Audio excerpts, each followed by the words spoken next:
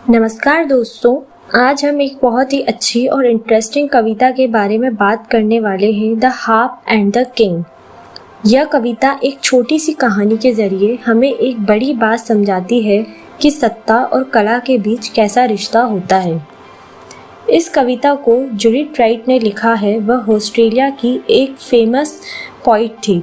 उनकी कविताएं अक्सर सच्चाई, इंसानियत और आज़ादी जैसे विषयों पर होती थीं। वह अपनी कविताओं में ऐसी बातें बताती थी जो समाज को सोचने पर मजबूर कर देती है। अब अगर हम इस कविता को समझें तो इसमें दो बहुत इम्पॉर्टेंट चीज़ें दिखाई देती हैं। पहली है राजा, जो शक्ति और सत्ता का प्रतीक है, और दूसरी है हार्प, जो एक संगीत का वाद्य यंत्र है और यह कला और सच्चाई को दिखाता है। यानी इस कविता में हार्प सिर्फ एक वाद्य यंत्र नहीं है, बल्कि यह कला और कलाकार की आवाज़ को दिखाता है। कविता में एक राजा है जिसके पास एक हार्प है। राजा चाहता है कि जब भी हार्प बजे तो वह ऐसा संगीत बजाए जो राजा की महानता और ताकत को तारीफ करे। लेकिन हार्प हमेशा ऐसा नहीं करता।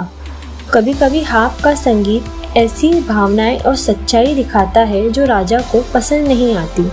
यहीं से हमें समझ आता है कि कला को पूरी तरह नियंत्रित नहीं किया जा सकता। इस कविता के जरिए पोइट हमें यह समझाना चाहती है कि भले ही राजा के पास बहुत शक्ति हो, लेकिन सच्ची कला हमेशा सच बोलती है। कला का काम सिर्फ किसी की तारीफ करना नहीं होता, बल्कि वह समाज की सच्चाई को भी सामने लाती है। तो दोस्तों, the harp and the king हमें यही सिखाती है कि सत्ता कितनी भी बड़ी क्यों ना हो, लेकिन सच्चाई और कला की आवाज़ को दबाना आसान नहीं होता। और यही इस कविता की सबसे खास बात है।